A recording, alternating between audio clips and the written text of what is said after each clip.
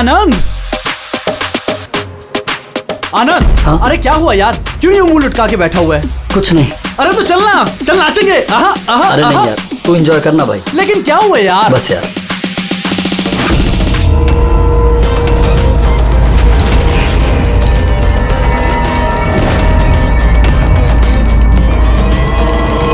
आनंद, आनंद,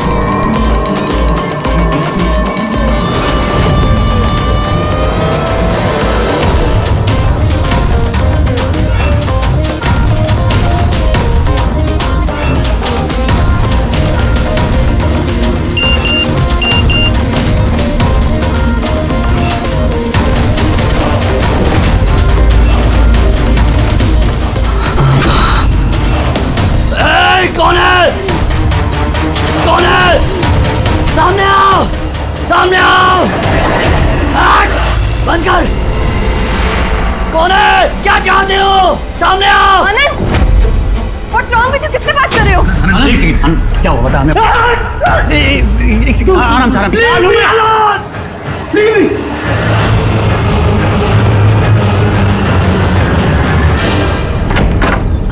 आनंद, आनंद,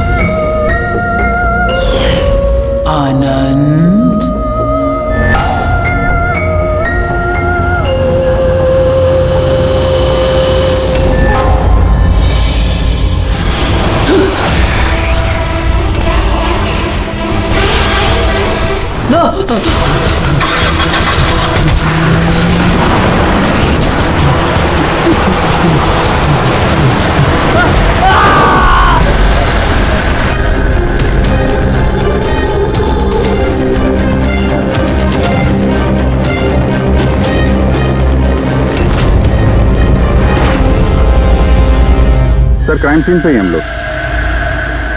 पूछताछ चल रही है, मैं इन्फॉर्म करता हूँ आपको। जी सर। मैं बताओ। आनंद पूरी पार्टी में हम सबसे अलग बैठा था, कुछ परेशान था और शायद घबराया हुआ भी। फिर अचानक से उठा, जोर जोर से चिल्लाने लगा और फिर बाहर चला गया। सर वो तो पार्टी के लिए हमेशा तैयार रहता था। मेरे ख्याल से हम सब में वही था जो पार्टी को सबसे ज्यादा एंजॉय करता था। लेकिन सर आज उसका पार्टी करने का मन नहीं था। पिछले कई दिनों से बहुत अजीब सा बिहेव कर रहा था। बात करते करते चुप हो जाता था और कई बार उसके मुंह से मैंने किसी ऐना का नाम सुना। नींद में भी ऐना ऐना बड़बड़ाता था। ऐना? कौन है ये ऐना? आप में से कोई भी नहीं जानता ऐना के बारे में? नहीं सर। अभी जी, अगर गाड़ी के सामने कोई अचानक आ जाए और ड्राइवर को ब्रेक मारना पड़े तो स्किड मार्क्स, टायर के निशान आते हैं सड़क पे। पर यहाँ पे ऐसा कुछ भी नहीं है। नहीं है? नहीं, मतलब ये एक्सीडेंट नहीं हो सकता। किसी ने जानबूझकर आनंद को उड़ाया गाड़ी से। ये सिल्वर गाड़ी XY 3240 किसकी है? मेरी है सर। पर सर मैं पूरी रात पार्टी में ही था, मैंने कुछ नहीं किया। गाड़ी की चाबी का? मेरे पास है। लो। चाबी तो इसके पास थी, तो गाड़ी कौन चला रहा था? गाड़ी आनंद को उड़ाकर वहां वो जाके खड़ी होगी। दोबारा से खोलने का कोई निशान नहीं। तो जितने भी यहाँ है ना, उनमें से कोई तो ऐसे झूठ बोल रहा है। सबको ब्यूरो लेके चलते हैं।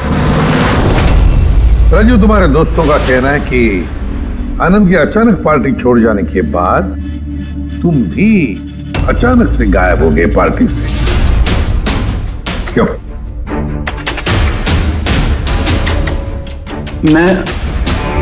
हाँ सर, याद आया।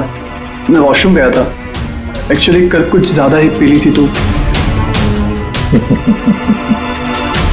अचानक उसी वक्त तुम्हें बाथरूम जाने की जरूरत पड़ी? कमाल है। मेरा यकीन कीजिए सर, मैं भला क्यों मारूंगा आनंद को, और वो भी अपनी ही गाड़ी से। तो फिर तुम्हारी गाड़ी की चाबी कातिल के हाथ कैसे लगी?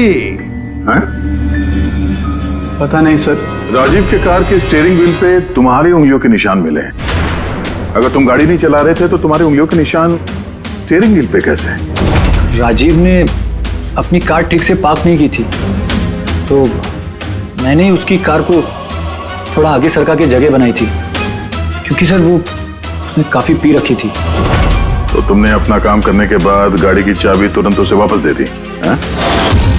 हाँ सर, उसके बाद मैंने चाबी राजीव को दे दी थी। आनंद से जलते थे तुम। रिया तुम्हारी गर्लफ्रेंड थी जिसे आनंद ने छीन लिया था, इसलिए धमकी दिया था तुमने उसे कि पछताओगे, बहुत भारी पड़ेगा। क्यों? सर वो तो यूं ही मैंने गुस्से में बोल दिया था। सर ये बात बिल्कुल सच है कि मैं आनंद को पसंद नहीं करता था, लेकिन इसका मतलब ये नहीं कि मैं उसका मर्डर कर दूंगा। उस दिन पार्टी के दिन भी झगड़ा हुआ था ना तुम्हारा? झगड़ा नहीं था, वो कपल्स के बीच कहासुनी होती रहती है, और मुझे लग रहा था कि आनंद मुझसे कुछ छिपा रहा है। और ये ऐना के बारे में भी मैं जानना चाहती थी कि कहीं उसका ऐना के साथ अफेयर तो नहीं चल रहा। ऐसा क्यों लगा था? मैंने बताया ना कि बहुत दिन से बहुत अजीब सा बिहेव कर रहा था, कभी भी ऑफिस से छुट्टी ले लेता था। और हाँ, कुछ दिन पहले एक बैग में बहुत सारा कैश लेकर कहीं जा रहा था। मैंने पूछा कि कहाँ जा रहे हो, क्या कर रहे हो, इतना सारा पैसा कहाँ से आया तुम्हारे पास? लेकिन कोई जवाब नहीं। इतना सारा पैसा लेके आनंद जा कहाँ रहा होगा? तो कोई उसे ब्लैकमेल तो नहीं कर रहा था? तो जिस दिन आनंद कैश से भरा बैग लेकर बाहर निकला था, उस दिन उसकी फोन की लोकेशंस का रिकॉर्ड है हमारे पास। ऐना है कौन ये? ऐना है कौन ये? तो ये भी पता लगाना पड़ेगा कि आनंद उस रात गया कहां था। इस आनंद की पूरी कुंडली निकालो। सर, उस दिन आनंद यहीं आया था। ये जगह कुछ जानी पहचानी सी लग रही है।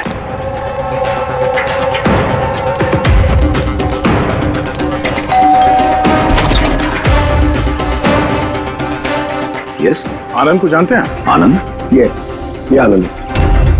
मैं किसी आनंद को नहीं जानता। ऐना यहाँ रहती है? ऐना? अब आप? सीआईडी।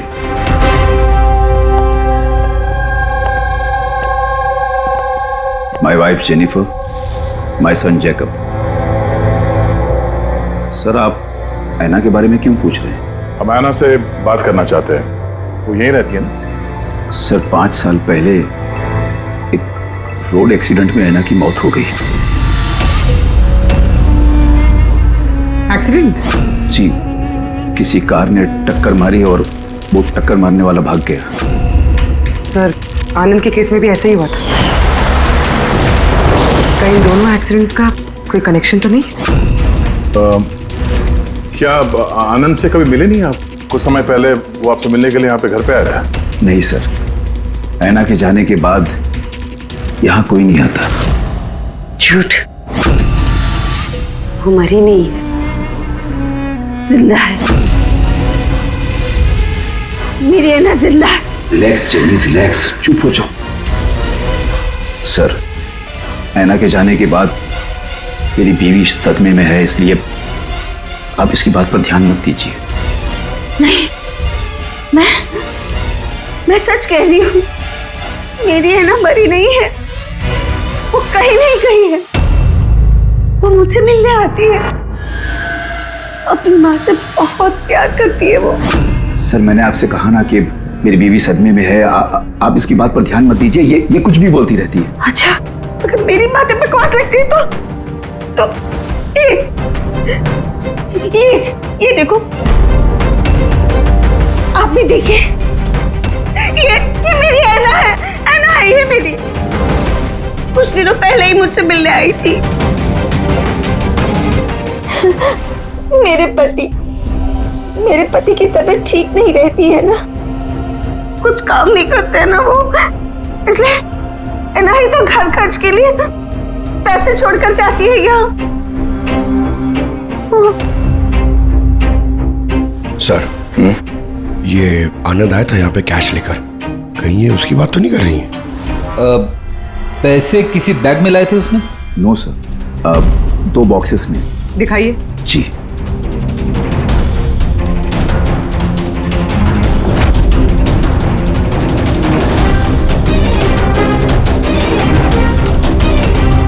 अब समझ में आया ये जगह मुझे जानी पहचानी क्यों लग रही है। मैं यहाँ पे आ चुका हूँ। यहाँ? हाँ। कब सर? करीब 5 साल पहले एक किडनैपिंग के केस के सिलसिले में पूछताछ करने आया था। विवेक, जिसे किसी ने किडनैप कर लिया, वो आपका स्टूडेंट था। उसके बारे में कुछ सवाल करना है। बहुत अच्छा लड़का था, बस वो ठीक हो और जल्दी घर आ जाए। कब से जानती हैं आप विवेक को? अभी कुछ महीने पहले मेरे पास ट्यूशन्स लेने आया था। और आखिरी बार कब देखा उसे? उसमें कोई चेंज नजर आया उसमें? मतलब कोई ऐसी बात जो आपको अजीब लगी हो? अभी कुछ दिन पहले मैं उसके घर गई थी, तभी तो सब ठीक था। फिर अचानक ये किडनैपिंग की न्यूज। अगर उसे कुछ हो गया तो सर प्लीज प्लीज आप उसे ढूंढिए प्लीज। है ना, प्लीज प्लीज संभालो अपने आप को। डोंट वरी, विवेक सही सलामत वापस आ जाएगा। विवेक की फैमिली ने किडनैपर्स को फिरौती की रकम दे दी और उसके बाद वो घर भी वापस आ गया था। लेकिन किडनैप किसने किया था उसे ये आज तक पता नहीं चला। इतना तो मुझे भी याद आ रहा है कि उस किडनैपिंग के दौरान ही ऐना का एक्सीडेंट हुआ था। पर मेरी समझ में एक बात नहीं आ रही है कि ऐना उतनी रात को उस सुनसान रोड पर गई क्यों थी? उसे तो उस वक्त घर पर होना चाहिए था डिनर के लिए।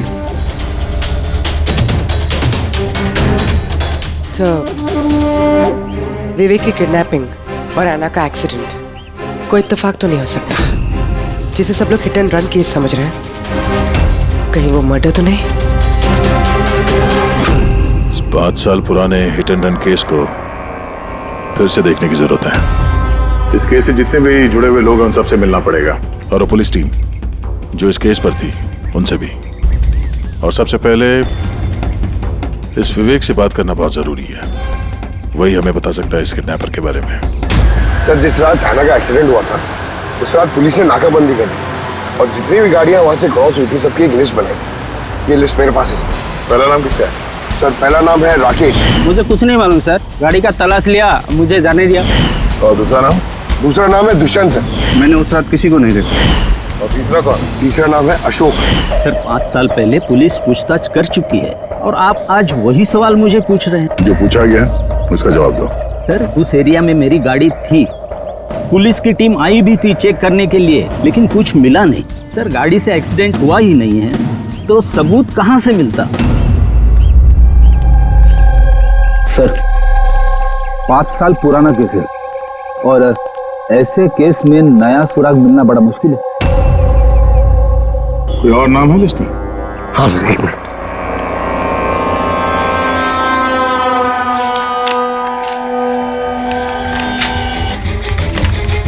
ये सर, ये Paresh, plot number 21 Shastri Nagar Mulund. Plot number 21 Shastri. ये तो वही एड्रेस है जहां 5 साल पहले आनंद और उसका परिवार रहता था। तो कहीं ये परेश आनंद के पिताजी तो नहीं? मतलब आनंद के पापा की गाड़ी वहां पर थी जहां पे ऐना का एक्सीडेंट हुआ। अब देखना ये पड़ेगा कि गाड़ी कौन चला रहा था, आनंद या उसके पिताजी परेश। 5 साल पहले ऐना रोड एक्सीडेंट में मर जाती और 5 साल के बाद अब आनंद मर जाता है सर रोड एक्सीडेंट में। इन दोनों मर्डर्स में सर कोई ना कोई कनेक्शन जरूर होगा। बोला वो बहुत मुश्किल घड़ी थी हम सबके लिए। आज भी याद करता हूँ तो कांप जाता हूँ। मेरे बेटे को नई जिंदगी मिली है, वो घर लौटाया है, ये बहुत है। क्या जरूरत है फिर से उन बातों को दोहराने की? जरूरत नहीं होती तो हम लोग यहाँ आते नहीं। हम लोग विवेक को ज्यादा परेशान नहीं करेंगे, बस कुछ एक सवाल हैं जो हम इनसे पूछना चाहते हैं। देखिए, विवेक पर उस घटना का असर अभी भी है, इसलिए हमने उसके लिए एक काउंसलर रखी है। जी, मैं सोनिया सर, विवेक की काउंसलर हूँ, उसकी मदद कर रही हूँ इस भयानक हादसे की यादों से निकलने में। पोस्ट ट्रॉमेटिक स्ट्रेस डिसऑर्डर के पेशेंट्स कैसा महसूस करते हैं आप लोग तो जानते ही हैं। सर, जब विवेक किडनैपर्स के पास बंदी था तो उसे बहुत सी नशीली चीज़ें दी गई ताकि वो होश में ना रह सके, किसी को याद ना रख सके। इन नशीली चीज़ों से विवेक के दिमाग पर बहुत बुरा असर हुआ है सर, इसलिए अपनी ज़िंदगी की उस दौर की बहुत सी बातें उसे याद नहीं है। तो क्या विवेक को किडनैपर्स के बारे में कुछ भी याद नहीं? जी नहीं। विवेक, आप जरा ये फोटो देखिए। कुछ याद आता है आपको? ये आपको ट्यूशन देती थी, पढ़ाती थी आपकी टीचर।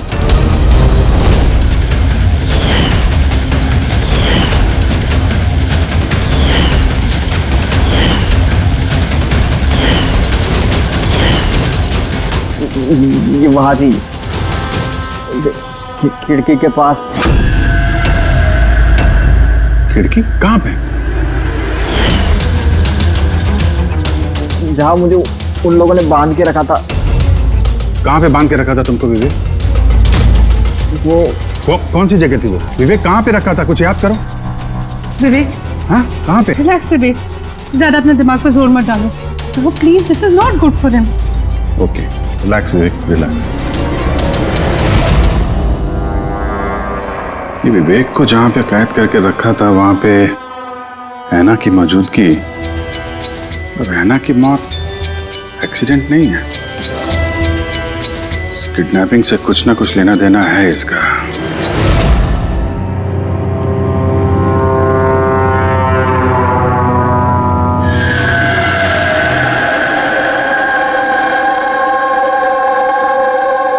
पंकज, एक बात समझ में नहीं आ रही है।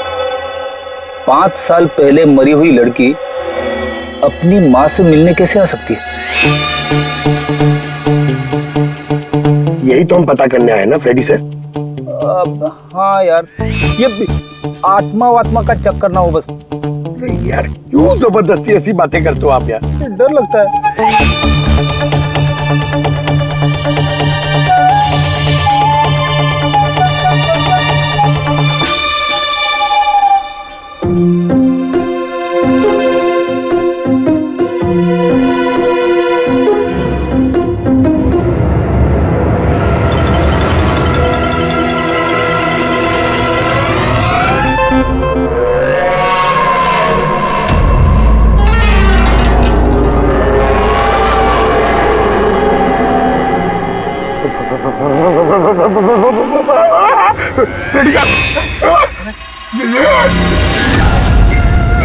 ऐना की आत्मा।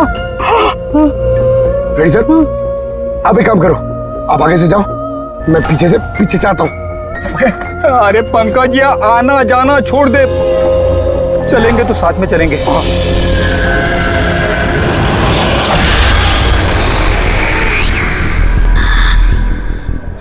लड़की से डर रहे हो? सर क्या बात कर रहे हो आप? अरे चुप रे, वो लड़की की आत्मा है, समझे?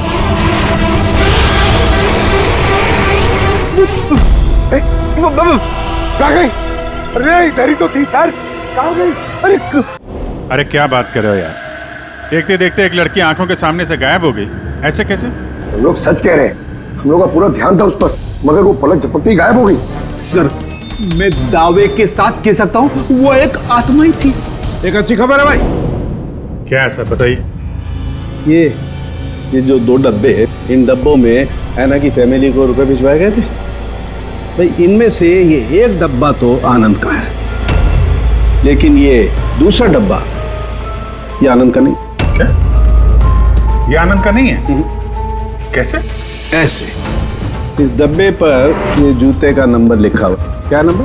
11। और आनंद के जूते का नंबर क्या था? 8। तो अब ये जूता आनंद का तो नहीं हो सकता, और वो रहता भी अकेला था, तो ये भी नहीं कह सकते कि किसी फैमिली मेंबर का होगा। डॉक्टर साहब, ये भी तो हो सकता है कि आनंद ने ये बॉक्स कहीं और से लाया। हो सकता है, दया जरूर हो सकता है, लेकिन भाई अगर आनंद ये बॉक्स कहीं और से भी लाया होता तो आनंद की उंगलियों के निशान तो इस डब्बे पे होते ना। आनंद की उंगलियों के निशान है ही नहीं इस पर, तो फिर तो ऐसा बोलो ना सर, घुमा फिरा के बोलो यार। सालू क्यों ना यार। मतलब सर कोई और भी जिसे ब्लैकमेल किया जा रहा है? इसका मतलब है ऐना के परिवार को कोई चोरी छुपे मदद करने की कोशिश कर रहा है। लेकिन क्यों? कहीं ऐसा तो नहीं कि वो अपने आप को ऐना की मौत का जिम्मेदार समझता है और इसलिए हो सकता है। अच्छा डॉक्टर साहब, ये जो बॉक्स मिला है 11 नंबर वाला, इसमें से कुछ और मिला? आपको कुछ बता सकते हैं? हाँ, ये कंपनी का एक कागज था जो चिपका हुआ था। सब कुछ तो फाड़ दिया है, लेकिन इस पर ये 2 अक्षर लिखे हुए SH। इस बॉक्स पे ये बार कोड तो है, कम से कम ये तो पता चल जाएगा कि बॉक्स आया कहाँ से था। सर पिछले 1-2 महीने में तो हमने सैकड़ों जोड़ी जूते बेचे, फिर कैसे याद रहेगा कि कौन से डब्बे में किस ग्राहक को जूते बेचे थे? तुम्हारी बात सही है, लेकिन ऑनलाइन बिजनेस है ना तुम्हारा, तो किसी ई-कॉमर्स वेबसाइट के जरिए बेचते होगे। जी सर। तो हमें शू बॉक्स पे एक छोटा सा लेबल मिला है, तो तुम अपना रिकॉर्ड दिखाओ जरा, हम चेक कर लेंगे। Sure sir.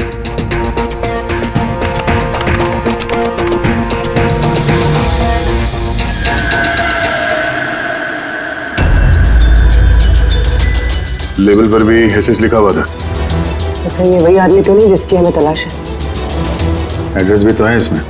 चलो शेखर कुमार का इतिहास निकालते हैं।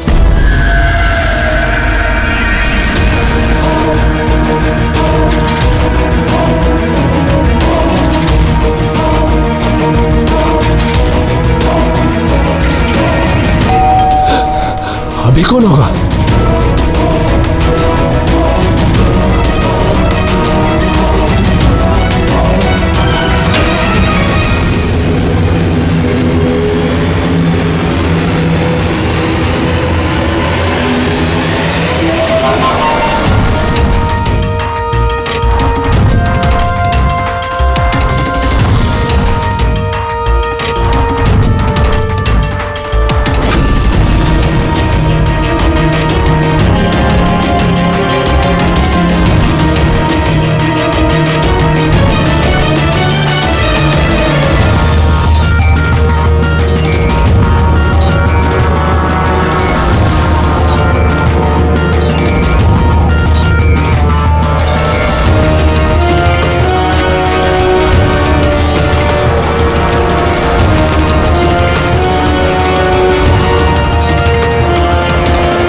लव ऐना?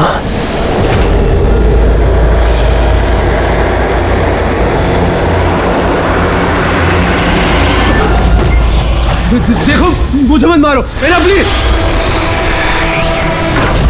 खोलो, कोई दरवाजा खोलो। अरे कोई है, प्लीज। शेखर, मेरे पास आओ।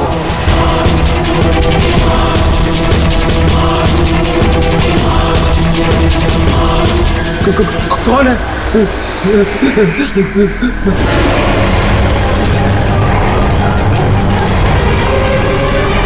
कौन हो तुम?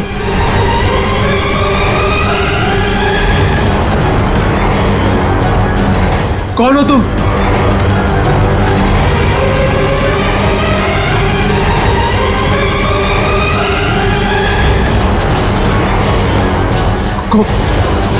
कौन हो तुम?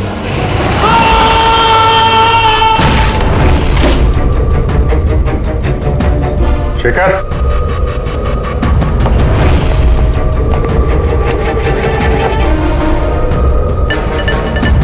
गुनाह कबूल करो, confess.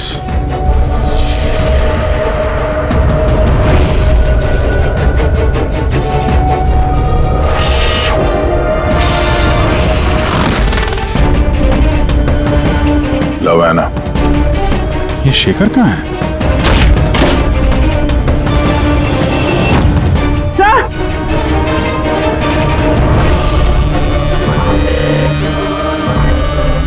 Please no more, sir. जिसका डर था वही हुआ।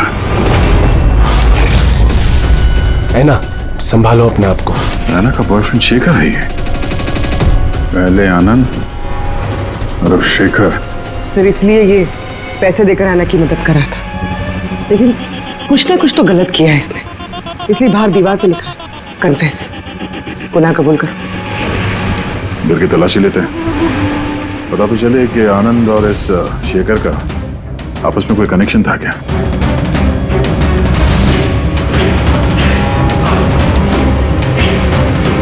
ये देखा, ये आनंद और शेखर की फोटो दोनों एक साथ। सर सर ये देखिए, शेखर ने 5 साल पहले एक लग्जरी कार खरीदी थी, उसके पेपर्स, और एक बहुत ही महंगा घर किराए पे लिया था। सर ये देखिए।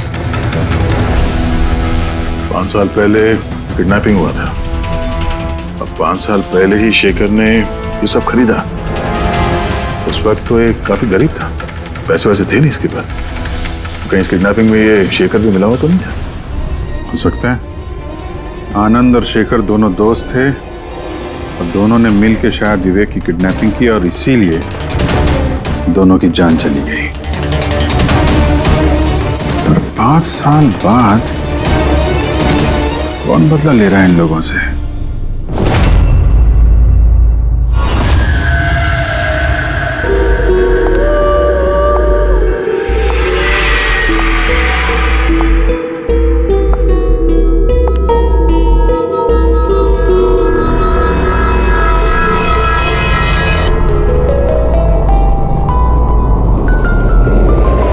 सर यही वो आत्मा है, लड़की की आत्मा।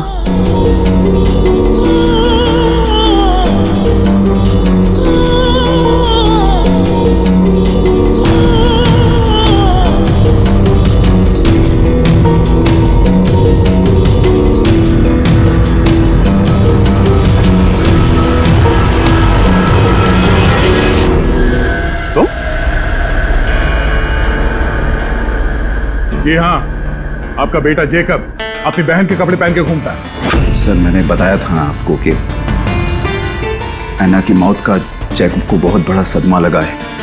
जैकब और ऐना जुड़वा भाई बहन थे। ऐना हम सबका बहुत ख्याल रखती थी, लेकिन ऐना के जाने के बाद जेनिफर हमेशा जैकब से कहती रहती, ऐना होती तो ये होता, ऐना होती तो वो होता, ऐना इस ड्रेस में ऐसी लगती, ऐना उस ड्रेस में वैसी लगती। बस सर, धीरे धीरे ये सारी बातें जेकब के दिमाग में ऐसा असर करने लगी कि वो अपनी बहन की पहचान को ही अपनी पहचान बना बैठा। लेकिन सर मेरा बेटा दिमागी तौर पर जरूर कमजोर है, पर वो किसी की जान नहीं ले पाएगा। अपनी मरी हुई बहन का बदला लेने के लिए भी नहीं। अरे सर इसकी तरफ देखिए तो सही आप। शेखर के साथ करीबी रिश्ता था ऐना का। शेखर कैसा इंसान था, कुछ बता सकते उसके बारे में? सर वो दोनों एक दूसरे को बहुत पसंद करते थे, लेकिन एक्सीडेंट से कुछ दिन पहले ऐना शेखर से नाराज रहने लगी थी, उससे अलग होना चाहती थी। शेखर से नाराजगी का क्या कारण हो सकता है? हो ना हो विवेक के बारे में सारी जानकारी शेखर ने ऐना से हासिल की होगी। उसके बाद उसने विवेक को किडनैप करने का प्लान बनाया, उसने किडनैप किया। किसी तरह से ऐना को पता चल गया होगा और उस रात वो शेखर का पीछा करते करते उस जगह पे पहुंच गई जहां पे शेखर ने विवेक को किडनैप करके रखा था। और किसी कारण उसे वो वहां से भागना पड़ा और वहां सुनसान सड़क पे किसी ने एक कार से ऐना को कुचल दिया। मतलब वो जगह जहां पे विवेक को बांध के रखा गया था वो ऐना के एक्सीडेंट स्पॉट के आसपास ही है। वो जगह ढूंढते हैं जहां पे विवेक को बांध के रखा था। सर जहां पे ऐना का एक्सीडेंट हुआ उसके आसपास सिर्फ यही एक बंद पड़ा हुआ घर है। ये घर बंद पड़ा हुआ है और आसपास सिर्फ जंगल। ठीक है, अंदर देखते हैं। आइए आप लोग।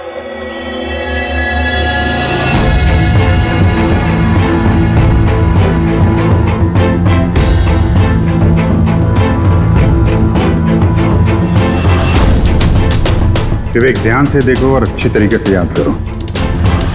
क्या ये वही जगह है जहां पे तुमको लाया गया था? हैं?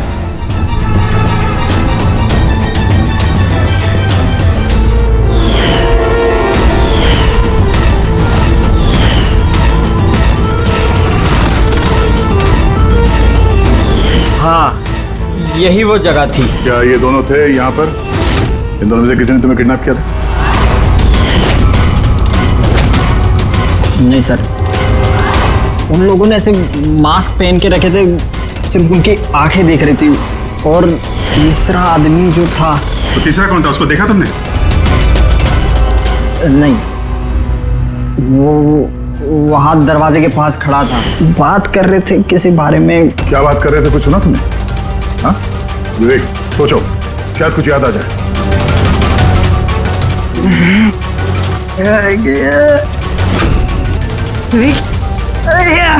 It's okay, relax. Sir, please. कोई बात नहीं, रिलैक्स रिलैक्स रिलैक्स। ओके, आप लोग इसको बाहर ले जाइए, ठीक है? जाओ बेटा। तीसरा आदमी तो मतलब शेखर और आनंद की तरह उस तीसरे आदमी की जान को भी खतरा हो सकता है। इसके पहले कि खूनी उस तक पहुंचे, हमें पता लगाना होगा ये तीसरा आदमी है कौन। सर, शेखर के फोन रिकॉर्ड से पता चला है कि पिछले कुछ दिनों में उसने एक नंबर पे कई कॉल्स किए हैं। किसके फोन पे? सर, ट्रेस नहीं हो पाया, बर्नर फोन है। सर, शेखर ने फोन से अपने सारे मैसेजेस डिलीट कर दिए, मगर हमने रिट्रीव कर लिया सर। पहला मैसेज है, 5 साल पहले का राज कोई जान गया है, क्या करें। दूसरा मैसेज, बहुत बड़ी प्रॉब्लम में हूँ, मदद चाहिए तुम्हारी। थर्ड मैसेज, तुमसे बात करनी है, कॉल मी प्लीज। चौथा मैसेज है, वो चाहते हैं मैं अपना गुनाह कबूल करूं, अब बर्दाश्त नहीं होता। अगर मैं फंसा तो याद रखना तुम भी नहीं बचोगे। अभी जा रहा हूं ऐना के घर, उसके माता पिता को सब बता दूंगा। विवेक की किडनैपिंग में ये शेखर शामिल था। अगर ये बात शेखर ने ऐना के परिवार वालों को बता दिया था, तो ऐना के परिवार वालों ने पुलिस को ये बात क्यों नहीं बताई? वही तो, पुलिस और सीआईडी से सच छुपाए हैं। कहीं ऐसा तो नहीं कि ऐना की मौत का बदला लेने वाले उसके घर वाले ही हो? मैं सच कह रही हूँ सर, हमारी शेखर से कोई बात नहीं हुई। वो हमारे घर आया ही नहीं। और सच कहती हूँ सर, अगर वो हमारे घर आया होता ना, तो मैं उसे उसी वक्त कहती कि चलो अभी पुलिस को सब बता देते हैं। मैं हमारी बेटी की कसम खाकर कहती हूँ। सर, हमारा यकीन मानिए, सच कह रहे हैं हम लोग।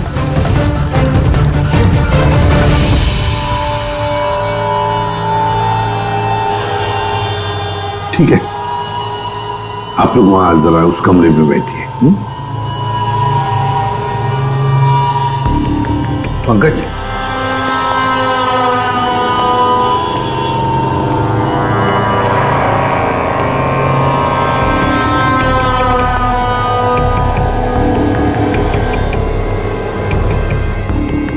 हो सकता है ऐन वक्त पर शेखर ने अपना इरादा बदल लिया, वापस लौट गया। ये हो सकता है कि वो घर तक पहुंचा ही ना, उस तीसरे आदमी ने उसे ऐना के घर के बाहर ही रोक लिया हो ताकि वो अपना गुनाह कबूल न कर सके।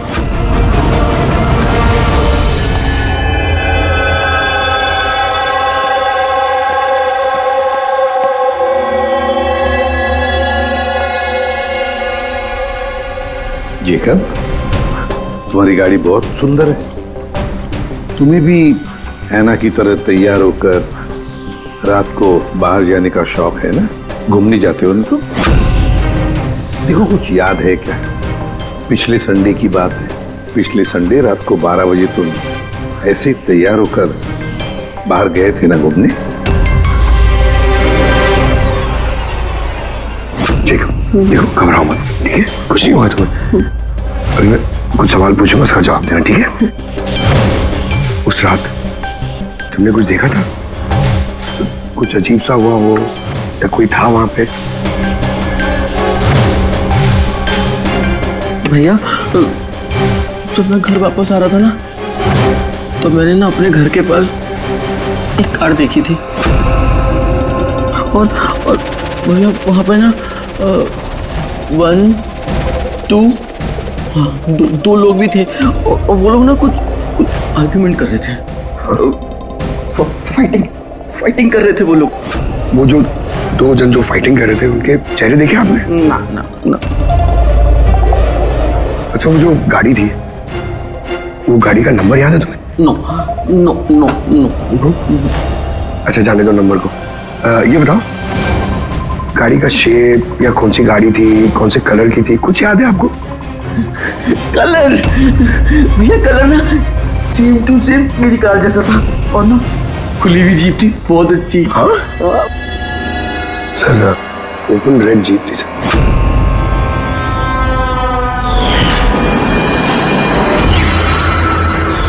आनंद के एक्सीडेंट के समय जो लोग पार्टी में मौजूद थे, उनकी गाड़ियों के साथ एक लाल कलर की जीप थी ऐसी। मतलब वो तीसरा किडनैपर अभिजीत, आनंद और शेखर का हत्यारा, वो भी उस पार्टी में मौजूद था।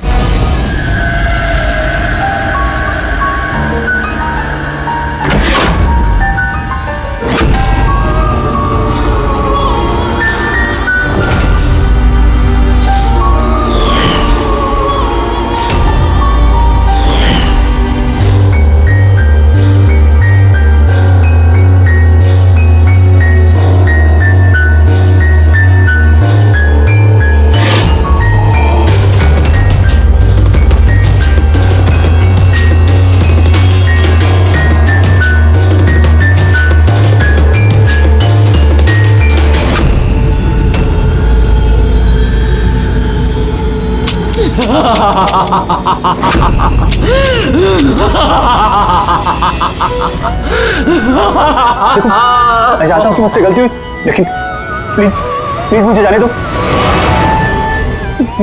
मुझे माफ कर दो, मुझे जाने दो यहाँ से। वो तो आनंद और शेखर ने किया, मैंने कुछ नहीं किया। मुझे माफ कर दो।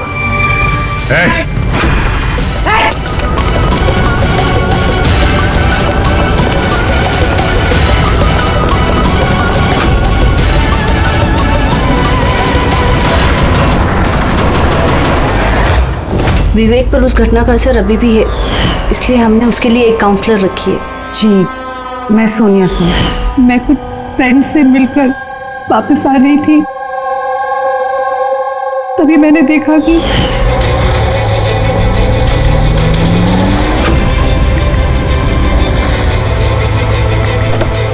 कौन है वो? कौन है वो? शेखर। हाँ, और आनंद इस आदमी कौन है?